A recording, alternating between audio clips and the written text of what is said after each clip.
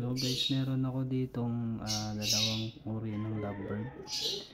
Same green series, green fisher, normal fisher, saka opaline. Ito po ang kanilang difference. Yan.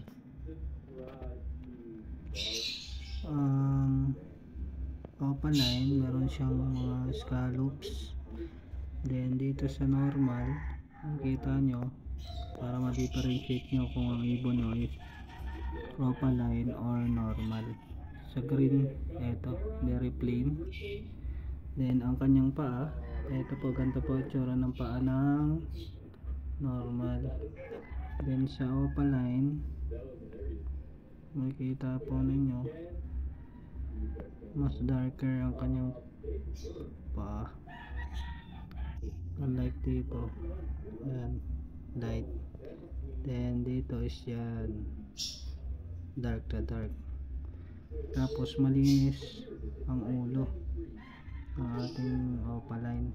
Tapos dito naman, medyo madungis ang ibabaw. Yan, ito mas malinis, saka broad yung line ng kanyang leeg.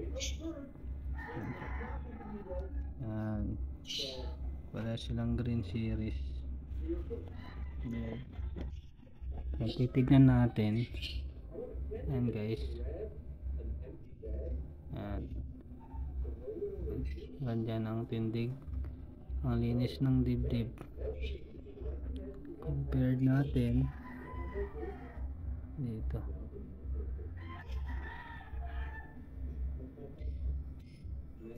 mati orange din naman, kaso mas malinis. Titignan natin guys. Ayan, ayan, para makita niyo yung pinagkaiba. Ayan,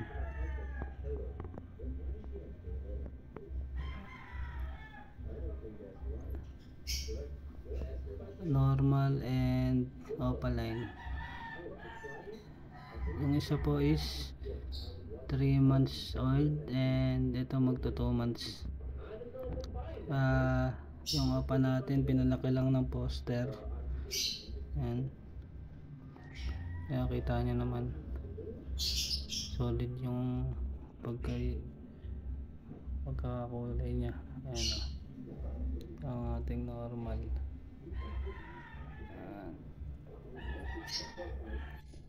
Kanyang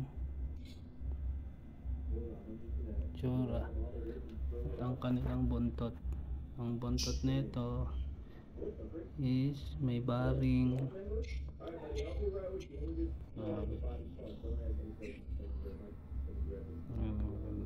Ito diretso lang, walang baring yan. Ito meron. Ang tsura ng normal fisher.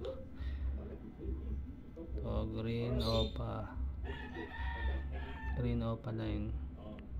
Napakaganda guys. Magto 2 months and 3 months.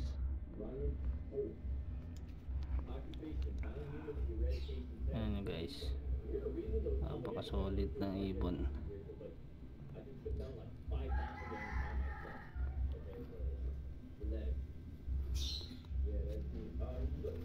Ano guys, yung paa ng